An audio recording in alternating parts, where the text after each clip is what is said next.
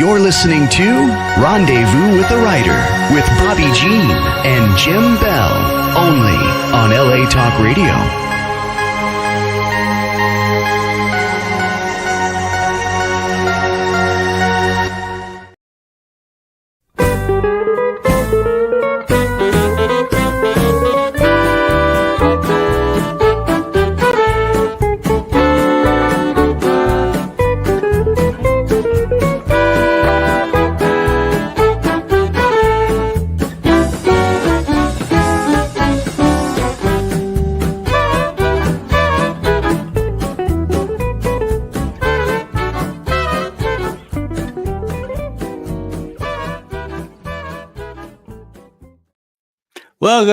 Welcome to Rendezvous with the Writer, where readers and writers meet, and story is everything.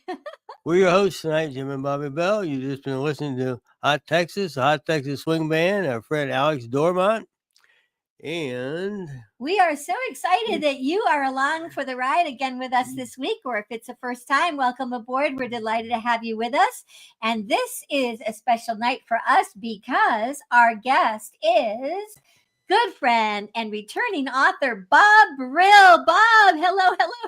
Hey guys, so always glad to see your shining faces. That's your smiling faces. It's been a long time. It's so good to see you. We were just reminiscing, Bob. I think that this may be, in fact, tomorrow, might actually be our 15th anniversary of knowing you. Really? Yes. Oh, okay. Well, I'll take that. That's a long time. 15 years is a good 15 years. Because you were one of our authors that came with us many, many years during the Santa Clarita Cowboy Festival, right? Into the venue that we hosted called the Buckaroo Bookshop. And this is the weekend for the festival. Hot dang, really? Yeah, and you were always with us a little bit on Saturday, I think a little bit on Sunday. So we might not, it might be Saturday would be our 15th anniversary if we wanted. Well, hey, I'll take it. Give me a day here and there, 2 days minus it. Hey, it's been, how many years since the LA riots, and it happened in April too. So I know you wanted to mention that a little bit later on, but that's also in April. Yeah, and it is a really fun for anybody near the Los Angeles area. The Cowboy Festival is free. It's really fun. Just go to cowboyfestival.org, I think, or Google Santa Clarita Cowboy Festival. It's fun, and there are a host of fabulous performers. John Chandler, who has been on this program with a guest host, Tom Swearingen, is going to be one of the performers there. So if you're looking for something to do this weekend and you're kind of not too far from Santa Clarita, put it down. Check it out. And don't forget the William S. Hart Museum and Ranch right there. It's at Hart Park. Right there. Is. And that's such a great place to go. And especially if you love the old Western movies, because he did both. He was both. Yes. Really we're all mutual friends with Peter Sherayko. Mm-hmm. And he's doing his one-man show on Buffalo Bill tonight. Tonight and again Sunday afternoon, I think. So it is. We're so sorry we're not there. We were hoping we would be there this year and we could organize it again. We miss so many friends and all of our authors that would come every year. It was really a highlight of our year, and we just couldn't work it out. So yeah. So anyway, how fun, Bob. Happy anniversary. Thank you. You too. Happy anniversary to you as well. So, why don't you, should we just go ahead and you want to read his bio? Yeah, read his bio. Yeah. A little info on Bob. Bob Brill is an award-winning journalist, author, filmmaker, and longtime radio broadcaster. His work as a network radio correspondent for UPI Radio took his career to the next level in the 90s, and Bob continues to anchor the news on radio in Los Angeles. Outside his radio career, Bob focuses on his work as an author, screenwriter, and film producer. Tonight, we'll be taking an in-depth look at his newest title, the thriller, 5 Seconds Till Die. This is a really great romp. If you're listening with us maybe this is your first time, maybe you've been watching all along. We love to endorse the books that we read, and this will get you from the first page. Characters, oh my God, we're going to talk about a cast of characters, lots of one-liners. You'll think this is something serious, and then you'll be laughing the next minute. I think one reviewer, Bob, mentioned it reminded her a bit of the Pink Panther, and I had to think about that for a moment, and then I read more in the book, and I was like, yep, I got that. So congratulations. And we were talking in his bio, he talks about your radio career. And I just have to say, because we talked a moment ago about the Santa Clarita Cowboy Festival, you and I co-hosted on this very station, LA Talk Radio. We were two of Jim Christina's co-hosts over a number of years for the Writer's Block. And that's where we met Jim. And this mug is with me for every one of these shows. And so, Jim Christina, here's to you. And writers everywhere. Amen to Jimmy. Miss Jimmy a lot. He was a great guy. He really was. Yeah, fun times. So let's see. You want to tell us a little bit more about your background that maybe we didn't pick up in the bio? Wow. Okay. Well, I'm born and raised in partial my life, the early part of my life in Pittsburgh, Pennsylvania. So I'm a diehard Steelers, Pirates, Penguins fan, and looking forward to a great season for Steelers this year, anyway. And so I've always been a sports fan. I've written. I guess I got into radio right out of high school. I went to broadcast school. I didn't go to college. I went to broadcast school, one of those 4-month deals, and it was Career Academy. So I went right into right out of high school into broadcasting, and I was 18 years old when I got my first job. My first job lasted one night, and I quit. But my second job came about a week later. It was like I walked out. I've walked out of 2 jobs in radio, and mainly I won't go into it as to why. But been doing this now 53 years, and wow. I look back the other day. I said, I've been doing this for over half a century. What am I crazy? What I don't know. But it's like when I step back into the studio, you think, okay, I've been doing a job, blah blah blah, and then all of a sudden you get behind the microphone, and it's like it's new every night. It's old every night, but it's new. Because you never know what, especially when you're doing news, you just don't know what's going to happen. It could be anything. It could be, and sometimes we're on the air in the middle of the night when I'm working, and there's an earthquake, and then everybody calls, and it could be just a 3.0, 3.5, whatever, but people get excited about that for obvious reasons. We live in Southern California, and it just goes nuts. People just call, and we put them on the air and for a bit, and it makes live radio it's fun. It's also, because of the job we do as journalists, it's serious, and occasionally, we get to fool around a little bit, not much. The other day we had a story about Cher and the outfit she wore for the video. Can't think right off the top of my head now. One where she's on the cannon on the ship. And anyway, if I could turn back time, that's it. We had a story about how her outfit sold for $162,000, which was well, the editor had put in about 39 seconds of the song, and it's such a great song, and it's a little great, and so I let the whole thing play, Yeah, sure. And it was like dancing around the studio. The editor was dancing. My traffic person, she was dancing when we did it again later on. And it was just really, really a fun story to do. And it's great because it breaks up the tragedy of murder, death, politics, and all the rest of it, and international wars and things like that. So, but my love is baseball, of course, as you know, and writing, and I've written now 16 books and written about 20 screen and teleplays. Haven't sold any yet, but still, we're getting close on a few. And yes, look at a whole stack of them here. We've done 7 Lancers, Lancer Hero of the West, and we're getting ready some point not far from now to do number 8, and which will take place in San Francisco, and it deals with a stolen gold shipment. And now that I've mentioned that in public, I'm kind of locked into that. So that's kind of where that one's going to go, and there'll be 10 Lancers when I'm finished. That's the goal. And of course, the Tattoo Murder, which I know you liked, and the Tattoo Murder took forever to write.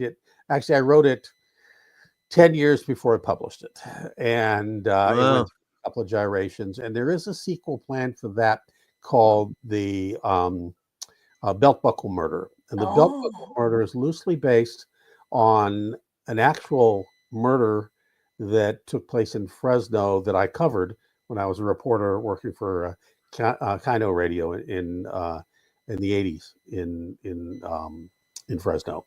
So that's based on that.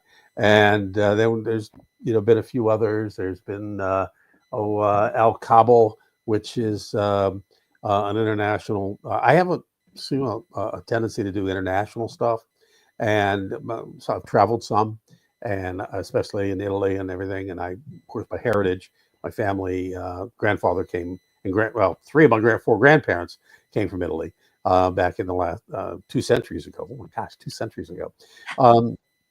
But yeah, so that's basically me. You want to ask him more about baseball? Baseball. Hey, I have a couple questions. But first, how are the guys doing this year so far? The Pirates, they suck. Yeah. No, I'm sorry, I asked. Win yesterday. And I say that, but it's early in the season. They have just about the best starting pitching in the majors, but their bullpen is terrible, and the hitters just haven't kicked in yet. They've got a couple of really great players that they just need more bodies surrounding them and for a couple of them, O'Neill Cruz, just to finally get consistent and get going. I think they're a couple of years away from being really good. It would amaze me this year if they did anything. If they make the playoffs, I'll be excited, but it hasn't started out real well. It's been a little frustrating, but the starting pitching is just great. Paul Skeens and Keller and just the guys they have as starters are just amazing. And we're looking forward to that for sure. Well, good. I understand there's some new equipment available this year. And what is this torpedo bat? Well, the torpedo bat is kind of interesting. Most people say it's shaped like a bowling ball. And if folks that grew up in my era may remember in Little League and Babe Ruth and other leagues, we had a similar bat. There was a Jackie Robinson model. The Jackie Robinson model had a thick handle and then was almost straight out. It kind of went out like this a little bit, but the torpedo bat goes like this, where the Jackie Robinson went that. But it was a big thickness. It was a heavier bat. I didn't like to use it because I wasn't strong, and I needed a more of a buggy whip bat when I was batting.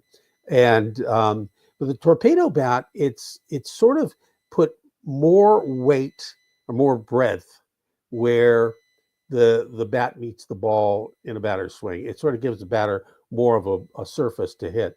And it fits all the dynamics that is required in Major League Baseball or by the league. But the other thing is too, if it's giving the hitters an advantage, that's great, because the pitchers for the last 15 years have had this amazing advantage with analytics and science. And this bat came along from a scientist who is one of the coaches. It's a heavy duty deal in science. And it seems to be doing enough to increase home run power. However, teams like the Twins and the Tigers, the first couple of weekends were using it, and they weren't doing much with it. So the Yankees were killing it, and that's but the Yankees have a lot of power hitters anyway. So it's an interesting concept. I don't know if it's going to really catch on. I think we just need more exposure to it, but we'll see. It's interesting, but I'm not sure it's going to be a really great dynamic. If it is, it'll be great because it will help the hitters catch up. Yeah. We are we're gonna take a short break. Bob, don't go away. I'm not. Because Yeah. when we come back, we're gonna just get right into the book. If Cool. you are a writer, find out what our sponsors, Blue Cottage Agency and Clicks by Madison, can do for you. And when we come back, we'll be chatting more with author Bob Brill, taking an in-depth dive to his new book, 5 Seconds to Die. Don't go away. We'll be right back.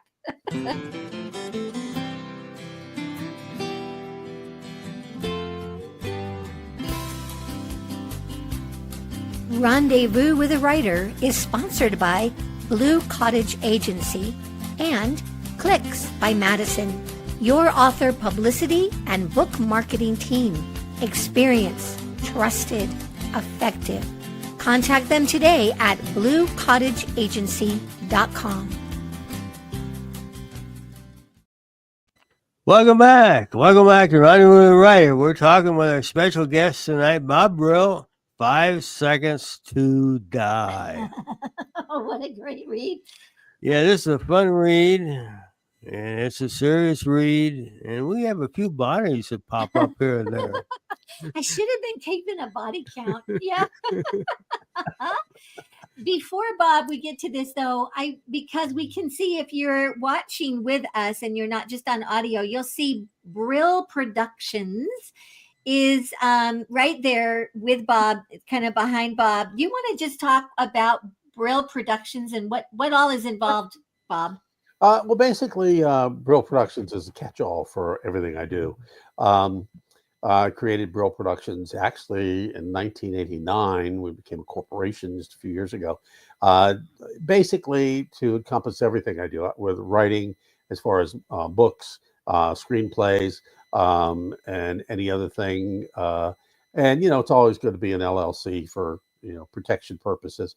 We copyright everything right away, but it's mainly just a way to encompass everything we do, so that put my phone numbers out there all over the place anyway, and my emails. So it's just, that's basically it. It gives me an opportunity to say, Brill Productions is where we are, and we've produced 5 short films, one feature film documentary on the Sylmar earthquake. I went to high school and lived in Sylmar, California for a number of years, and I was a senior in high school when the great Sylmar earthquake hit, and 60 odd people died. 2 hospitals collapsed, and it was one of those days that nobody who went through it will ever forget. And on the 50th anniversary, we did a documentary. I went back with my co-producer Ed Gus, and we went back and interviewed a lot of people who I grew up with, who experienced the Sylmar earthquake, which turns out to be, according to some seismologists, the most important earthquake in the history of this country.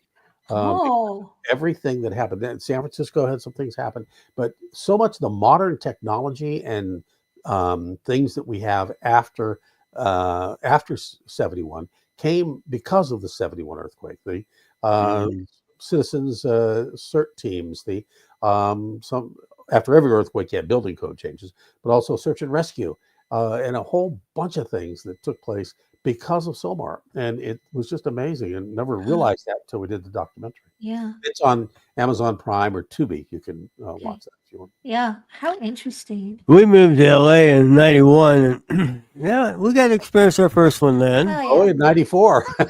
Yeah. And 94. Yeah. We had a few, little ones before that. To us, they were like, what is that? Even though it was like a 2.0, Yeah. It's 71 was my first. We had moved out back here in 63. So 71 was the first earthquake I ever felt of any significance. I don't know if I did the other ones either, and it was massive. I mean, I can go through that morning and know everything that happened that morning. Yeah. I can remember at 4 a.m. It was at 4:30. We're underneath the dining room table. The place is shaking. The chandeliers are moving. Table right here. Yeah. And the phone rings. You know, I And the think kids who just can call us this time in the morning? It's in this earthquake. It's my mother, and she wants to know, well, there's an earthquake going on. How are you doing? We're hiding under the table right now. I'll she's call in you back. yeah, she's in Ohio. She's like, I'm just wondering, like, yeah, the refrigerator is moving across the kitchen. You know, we got to Yep. get off the phone. I remember everything in our front room in Sylmar, in the house we lived in, was upside down. Was The upset. tables were And flipped upside mhm. down. Wow. Like you said, the refrigerator was in another spot.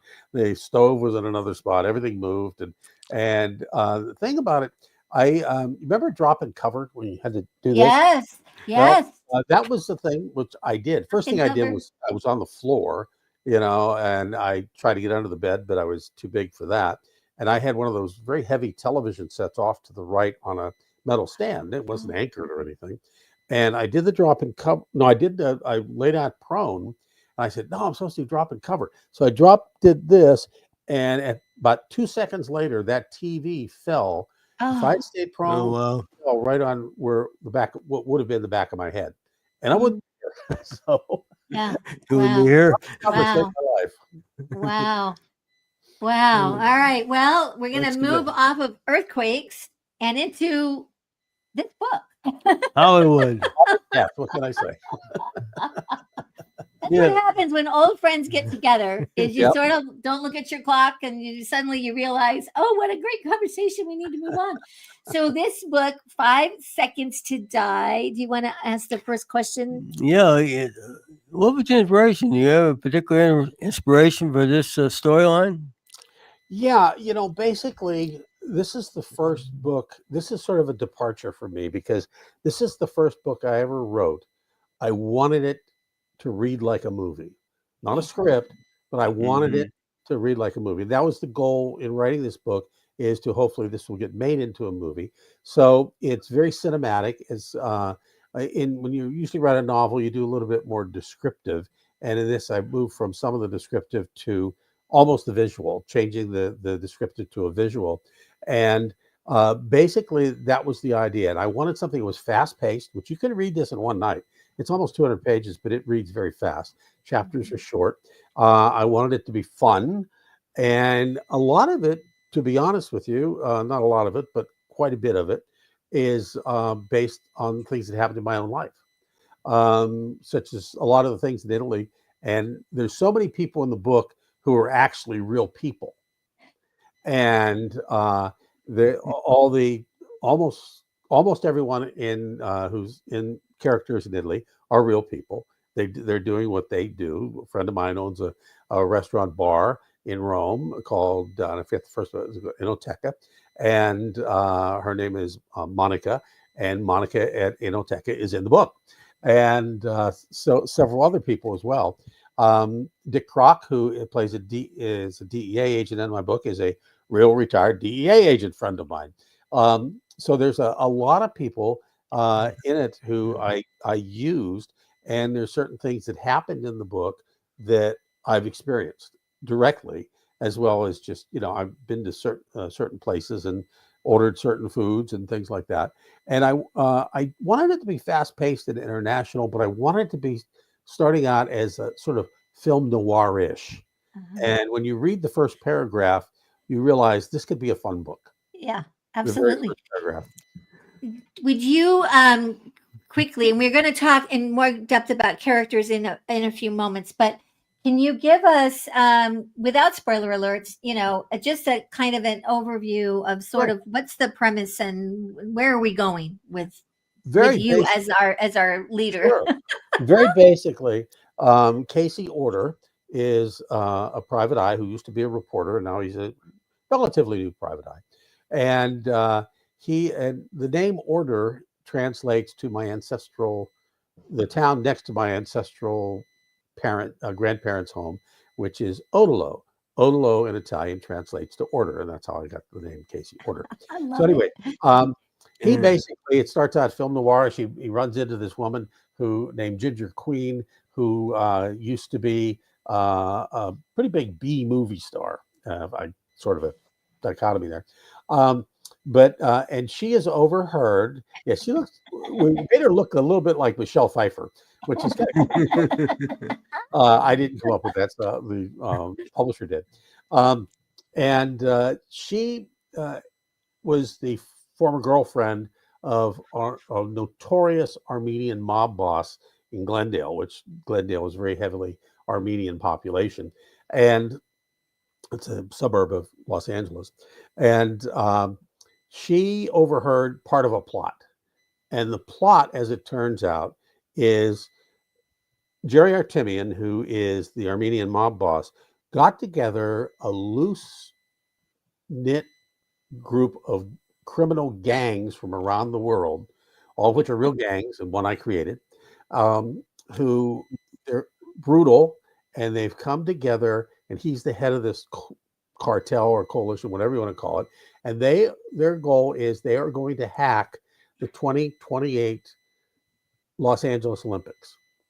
Everybody who walks through the door or has a connection to the Olympics will be hacked with their personal information. They've set up this amazing thing to the tune of, they figure they're going to get $82 billion. And you might say, well, that's a lot of money. But at the same time, you have to realize who goes to Olympic Games: kings, queens, defense ministers, prime ministers, all these people who may have nuclear codes, and they're going to get hacked. And so Casey Order, and to make a long story short, and Ginger Queen, he's reluctant to hook up with her because of who she slept with previously. He's reluctant to even get involved with her, and there's a lot of sexual tension. They kind of don't, you think they're going to get together, they don't. You think they're going to get together. Read the book. Read the book. Read the book. And so anyway, the whole thing is based on a stolen flash drive from the key hacker, and they basically, she takes off with it, and because she doesn't want to be involved now, and it becomes an international chase. There's car chases, there's motorcycle chases, there's shootings, there's a boat situation, and it goes all over the world, in Europe and back to the United States. And the idea is to get this thing before the hacker can redo and fix what he's lost. And so their goal is to get this back to the good guy hackers and figure it out and keep the Olympics from being hacked. We are going to take another very short break, and we would love to take this moment. We're going to step away to tell you about one of the places that you can order books from, many of the authors that we feature on the show, including many of Bob Brill's titles, the Out West Shop affiliate page at bookshop.org. And when we come back, we're going to talk a little more in depth, and we're going to talk about some characters. So stay tuned. We'll be right back. Story is everything. Find a great one on Out West Shop's bookshop. Go to outwestshop.com. Find books and CDs on the menu. Choose Shop Out West on bookshop.org. Browse through featured authors on Rendezvous with a Writer. Explore curated book lists and our featured picks. Add in note cards, calendars, and jigsaw puzzles. One-stop shopping for great gifts. Use the search box to find thousands more titles. Make the switch. Your purchase supports us as independent booksellers. That's our story. Welcome back to Rendezvous with a Writer. Special guest Bob Brill and 5 Seconds to Die. Oh. Before we get back to the book, though, we want to sort of make a little announcement here regarding Galaxy Press. Tonight, they're having a special award ceremony there in Hollywood for all the short story writers and the illustrators of the forthcoming book. And I think it's Writers of the Future, Volume 41. 41. We talked with Emily Goodwin of Galaxy Press. She was with us in January, and we talked about the 40th. Yeah. And she and John even invited us to be there tonight, and part of our plan was to be there. But we didn't. But what are we going to do instead? We're going to watch. We're going to watch. What do we have to watch here? Watch writersofthefuture.com? Yes. Yeah. It'll start at 7 o'clock Pacific time, which is right after this show, go to writersofthefuture.com, and they're going to be broadcasting live. This is a black tie, red carpet event right there in Hollywood. And it's going to be a really, really fun thing. And we really hope we can make it next year. So do that. And we hope to have in the fall, 1 or 2 of the winning authors and maybe an illustrator on with us with the good ones again. So, so that's what you need to do when we're off the air, but not yet, because we're talking about to Bob about his book. You know, it really is a good storyline. It takes us all over the world, and there are twists and turns, and you put a lot of humor into it. funny I'm line. looking to this thing to be a movie, so Yeah. because I think it would make a real good one. You could take it either way. You could make it a dark movie or a light and fun movie or somewhere down the middle, but it's movie stuff. Yeah. And you know, Bob, when I was reading it, you do write the Casey order character in first person. Right. But then we go where a lot of these other cartels and gangs and things are, and we get to be like a fly on the wall, and we get to be with them. And Casey doesn't know what they're all doing. Right. Was that part of your writing with the cinema in mind? Yes. I wanted to break a few eggs as far as literary is concerned, and break through some walls. And yeah, that's basically it. You hit it on the head. That you have to kind of bring that around, and with the idea of show not tell, and so yeah, that's you're right on the money. Yeah, it took me a little bit as a reader, and then I thought, I know what's going on here. The other thing is, of course, we spent years in the Los Angeles area, as you now all have heard about Bob's experiences. What's really fun is if you are in the LA area, or you have visited the LA area, or you have been in the the highways that are just parking lots, Bob takes you, you will feel like, oh, I'm home. I get it, You mentioned some things. Yeah, You got the restaurant Peterson and Museum, Musso and Frank. Yeah, Musso and Peterson Frank Automotive Grill, yeah. Museum. Yeah. And I would imagine you mentioned before that we go to Italy, we go to Scotland, we go to other places. And I would imagine if I lived in Scotland, I would feel when you take us to Scotland, like, oh, I know that place. Oh, Exactly. I've been to that place. Or Italy. We're in Italy quite a bit. What is it about Potenza? Potenza? Did I say it right? Yep. What is it about Potenza that grabs your heart, Bob? That is my grandfather on my dad's side, and my grandmother on my dad's side, my grandparents. That's where they were from. They left Potenza in 1896 and established their family in the Pittsburgh area not long after that, and had 11 kids, and one of which later ones was my father. And Potenza means force. Basically, it's the close to being a literal translation, and it's a city on the top of a hill. It's halfway between Bari on the Adriatic and Naples on the Mediterranean, and it's up in the mountains. And it's a city of about, I guess, maybe about 60,000-70,000 at the moment. I haven't checked in a while, but it's just a city. It's not a tourist location at all. It's if you're looking for things to do in Italy that are touristy, you don't go to Potenza. There's a lot of places you don't go, but that's one of them. And it just, in my heart, and I know in the Tattoo Murder, I gave the main character the name John Potenza.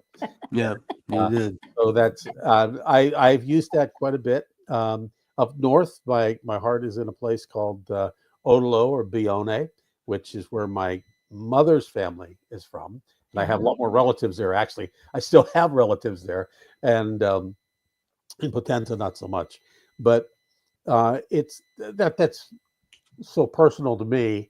And when I write, I like to imagine where I'm at, and I like to write about places where I've been, and because it means more to me. I hate to create a town that doesn't exist, but if I know a place, or I've been to a place, and I've been to Potenza many times, it really is close to my heart, and I hope and the places in Scotland, you're exactly right. I've been to those places, the old church, the hotel, and Glasgow, and the airport in Belfast and things like that. So yeah. Yeah.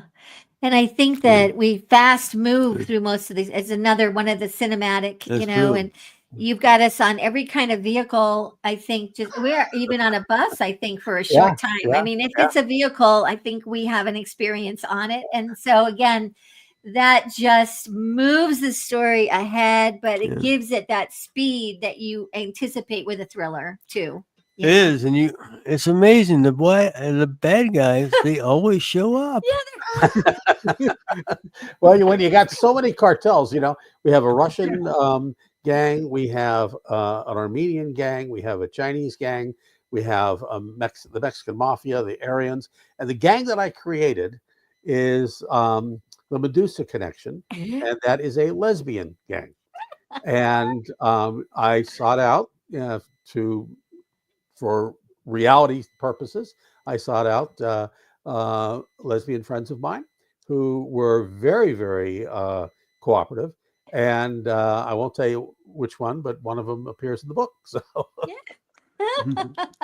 Yeah, that was a fun group, and they were not to be reckoned with. They were right up there with all the rest. Right. Yeah, absolutely.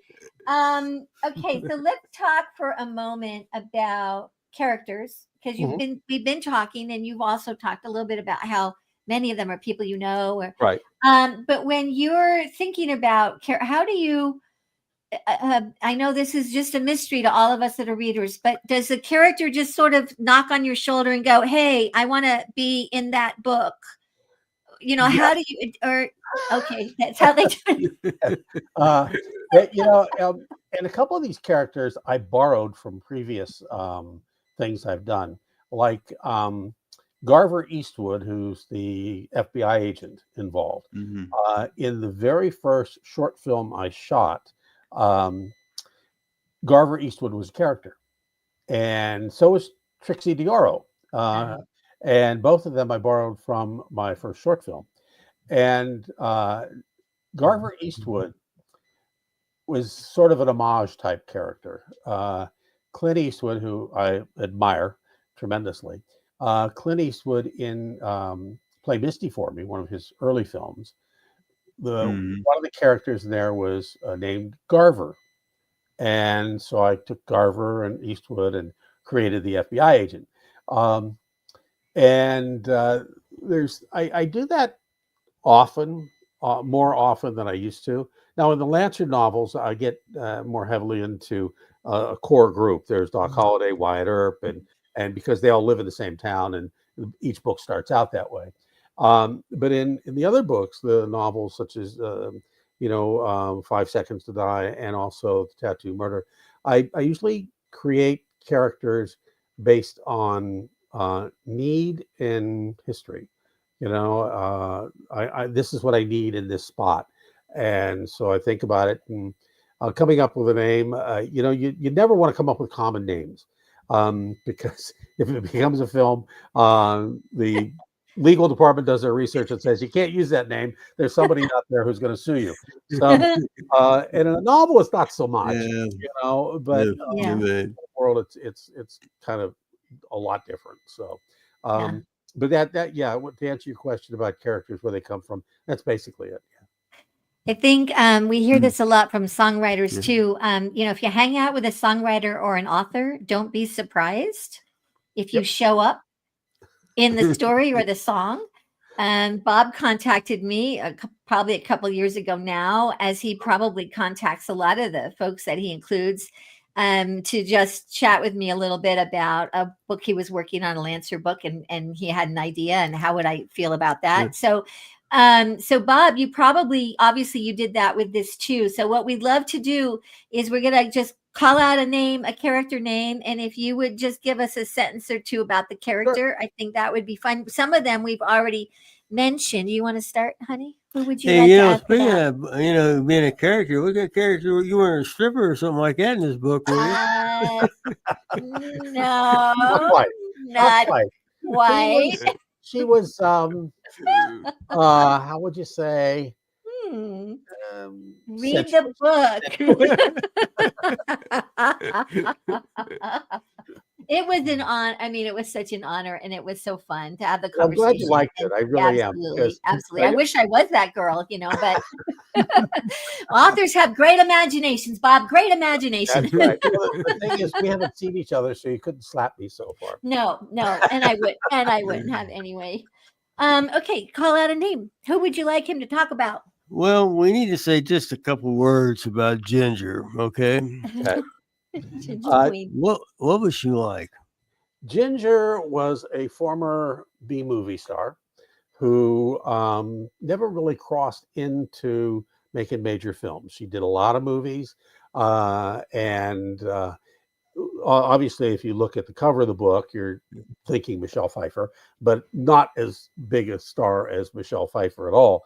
She did a lot of B movies, had her times when, ended up on the casting couch and during that time period and trying to make it in Hollywood. But yeah, she was very sexy. But then again, who in Hollywood isn't? So there's that whole thing. And she was smart, and she's now down on her luck, but she sure dresses well. Yeah.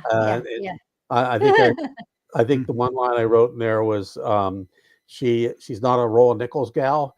And looking at the purse she was wearing, it was a Gucci bag, but it wasn't an eBay knockoff. So. Right. Yeah. Okay, tell me about two guys, Taco Miller and Rico Hot Ride Rodriguez. Oh, Rigo. Yeah. Rigo is, they're both obviously Latin. This is Southern California. And they're two hackers. Taco Miller is the world's best hacker. And Rigo is a good friend of Casey Order, who's also a good hacker. He's had his times with some of the bad guys. I mean, he hit up a few alarms and that kind of thing in his times. But Taco is really one bad person, and he is a genius when it comes. He's the one that developed this hack to go forward and try to hack the Olympics. He's also got his life on the line because he made one big mistake. Okay, who do you want to call out a name? Who? Jerry Artemian. Does he really exist? Oh, Jerry Artemian is the main mob boss, Armenian mob boss in Glendale, who is super smart, super influential. Obviously, he's the Armenian version of an Italian Don, and is very wise, but he's also brutal. I won't use the line that I used in the book that Casey Order felt that he didn't want to hook up with her, Ginger Queen. As soon as she mentioned she used to sleep with Jerry Artemian, because he'd be dead in a very brutal way, and he didn't want to go there. How about this character Bob Brill that shows up? What's that all about? Yeah, who's this guy Bob Brill? Well, it's interesting because it kind of starts with the four sisters in Italy who were actual sisters, and one of my best friends of all time, international friends, who passed away many years ago, was their father. And so when I put him in the book, they've they are the type who would ask if they know me very well, and they would ask. I mean, I've known them since they were or young teenagers, and they're all older now, and some of them married. And they would ask, "Hey, would you ever heard of Bob Brill?" And so that's where it kind of comes up. I'll leave it at that. It's very clever. Yeah. It's very clever how Bob Brill is woven in, references to Bob Brill is woven into the story, and I got it. A great kick out of that. Hey, if the movie ever gets made, it means I get a part. There you go. Let's see, one more name. Call out another name, honey. We have time for Oh, another yeah, one name? more name. You know, we got a lot of these guys that are the leaders of the gangs. How about this Janice Smith? He's kind of the head of the Bloods and Crips. Yeah. Yeah. Janice Smith is the head of a black gang, and they're on the fringe. They're involved, but they're still on the fringe because Janice is one of the smartest guys you ever want to meet. And he is, everybody knows him. He's sort of like in the Magnificent Seven, Calvera. If you've ever seen the movie, the Mexican bandit Calvera, who he's talked about in the whole movie, but he plays an important role, but you never really see him, but everybody knows he's there. But and that's Janish, and he pops up later on, and it's he has an influence in what happens and throughout the rest of the story. Yeah. And of course the title 05, and as I thought about the way the title is written, with the colon in front of the 05, and you realize that's like, a bomb. I mean, that's like, they're working to to get a bomb before it goes off. And of course we're talking about the hack and whether or not. And so this is a countdown book, and you kind of hold your breath, especially as we get closer and closer to the end. Bob, it's a great read, and I want to see it on film. So I'm just looking at time. What are you working on next, and where can people find you? Well, they can always find me at bobbrillbooks.com. All my books are there, bobbrillbooks.com. If they're interested in screenplays and that kind of stuff, bobbrillfilms.com. That's the easiest way. And of course, you can always find all of that and other stuff on bobbrill.com. And it's easy. I just found it easy, and then having people wonder what's what's your stuff. If you look up my name, I'm there. And that's pretty much. If you Google me, you'll find me. Let's put it that way. Oh, by the way, I am not Bob Brill, the dentist. I'm not Bob Brill, the drummer for Berlin. Oh, I wondered about that. I'm not. I'm definitely not Bob Brill, the bodybuilder. That dude is buff. They should all be in your books, Bob. They may be at some point. If there's ever a sequel, they may be. Oh my gosh! And as far as what I'm working on, I'm working toward finishing up a couple of scripts that I'm at the very end of. I just sort of taken a little bit of a break. We did a couple of years ago. We did option the Patty Wagon story. The burlesque queen who married a Major League Baseball player. And we're just, still in the process of, it's always money talks, and so it's that whole thing. But and my producer, Stuart Young back in New York, is, we're just trying to raise money and try to get a meeting with Netflix. That would be nice. Would be nice. And, I've got the other 3 books or 2 books planned. We're not sure if we're going to do a sequel to this. I'm just kind of waiting to see how it goes. The other 2 I will have another version of each, Tattoo Murder and Lancer. But that's outside of that, and waiting for my later this year for my oldest grandson gets to graduate from high school, which it's exciting. It's like, okay, I can't wait for that. Jim has a quote. We're just looking at time. He's got for one. Did we just have time for one? Yep. We're giving an introduction to the lady we asked about before, Ginger Queen. And Casey is talking. I met her in a dive bar along the streets of Paris 3 weeks before the summer games in the City of Lights. Her green eyes stood out below her flaming red hair. She was hard to miss, and so was an invite as I sat in the corner drinking my gin. The come hither look was hard to ignore as she headed towards the door and into the Paris night. Outside, the streets were damp as I followed this lady with a story to tell. She turned the corner, leaving me in the breach with her long legs nowhere in sight. Then, suddenly, two arms grabbed me from the alleyway, pulling me in. I didn't have time to fight, and wouldn't have if I'd known it was the redhead planting a big, wet kiss on my lips. Let's begin again. That's about as cornball an opening as I've ever written. We love that part. We have enjoyed our time with Bob Brill tonight. And next week, author Jack Craywinkle joins us and we'll be talking about his book, Blue Harvest. We want to thank everybody for being with us. For our sponsors, Blue Cottage Agency and Clicks by Madison, Sam Hassan from LA Talk Radio. And as we always say, it's always a great day out west. Keep Thanks, writing, Bob. and we'll keep reading. See you down the trail. Thank you, guys. Bye-bye.